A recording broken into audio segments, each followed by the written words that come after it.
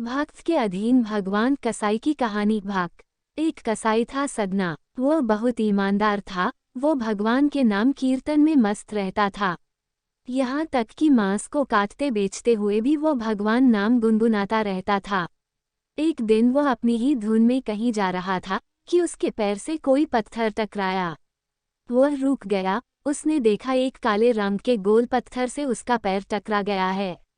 उसने वह पत्थर उठा लिया व जेब में रख लिया, यह सोचकर कि यह मांस तोलने के काम आएगा। वापस आकर उसने वह पत्थर मांस के वजन को तोलने के काम में लगाया। कुछ ही दिनों में उसने समझ लिया कि यह पत्थर कोई साधारण नहीं है। जितना वजन उसको तोलना होता, पत्थर उतने वजन का ही हो जाता है। धीरे धीरे यह बात फैलने लगी कि सदना कसाई के पास वजन करने वाला पत्थर है। वह जितना चाहता है पत्थर उतना ही तोल देता है। किसी को 1 किलो मांस देना होता तो तराजू में उस पत्थर को एक तरफ डालने पर दूसरी ओर 1 किलो का मांस ही तुलता। अगर किसी को 2 किलो चाहिए हो तो वह पत्थर 2 किलो के भार जितना भारी हो जाता।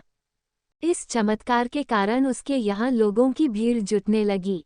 भीड़ जुटने के साथ ही सदना की दुकान की बिक्री बढ़ गई। बात एक शुद्ध ब्राह्मण तक भी पहुंची।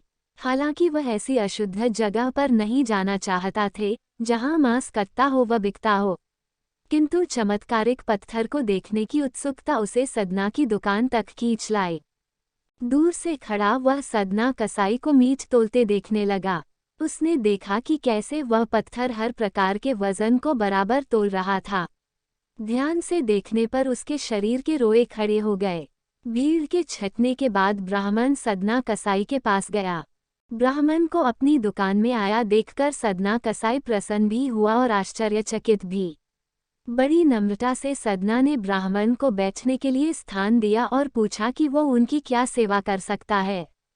ब्राह्मण बोला, तुम्हारे इस चमत्कारिक पत्थर को देखने के लिए ही मैं तुम्हारी दुकान पर आया हूँ, या यूँ कहें कि ये चमत्कारी पत्थर ही मुझे खींचकर तुम्हारी दुकान पर ले आया है। बातों ही बातों में उन्होंने सदना कसाई को बताया कि जिसे पत्थर समझकर वो मांस तोल रहा है, वास्तव में वो शालिग्राम जी हैं, जो कि भगवान का स्वरूप होता है। शालिग्राम जी को इस तरह गले कटे मांस के बीच में रखना व उनसे मांस तोलना बहुत बड़ा पाप है। सदना बड़ी ही सरल प्रकृति का भक्त था। ब्राह्मण की बात सुनकर उसे लगा कि अनजाने में मैं तो बहुत पाप कर रहा हूँ।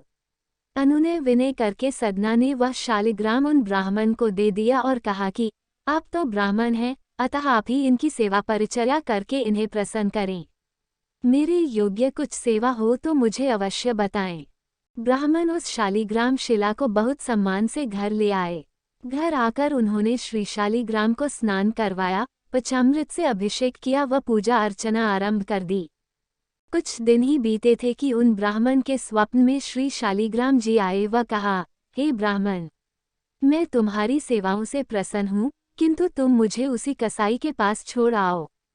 स्वप्न में ही ब्राह्मण ने कारण पूछा तो उत्तर मिला कि तुम मेरी अर्चना पूजा करते हो, मुझे अच्छा लगता है, परंतु जो भक्त मेरे नाम का गुणगान कीर्तन करते रहते हैं, उनको मैं अपने आप को भी बेच देता हूँ। सदना तुम्हारी तरह मेरा अर्चन नहीं करता है, परंतु वो हर समय मेरा नाम गुनगुनाता रहता है, जो कि मुझे अच्छा लगता है, इसलिए तो मैं उसके पास गया था। ब्राह्मण अगले दिन ही सदना कसाई के पास गया व उनको प्रणाम करके सारी बात बताई व श्री शालिग्राम जी को उन्हें सौंप दिया। ब्राह्मण की बात सुनकर सदना कसाई की आंखों में आंसू आ गए। मन ही मन उन्होंने मांस बेचने खरीदने के कार्य को तिलांजलि देने की सोची और निश्चय किया कि यदि मेरे ठाकुर को कीर्तन पसंद है तो मैं अधिक से अधिक समय नाम कीर्तन ही करूंगा।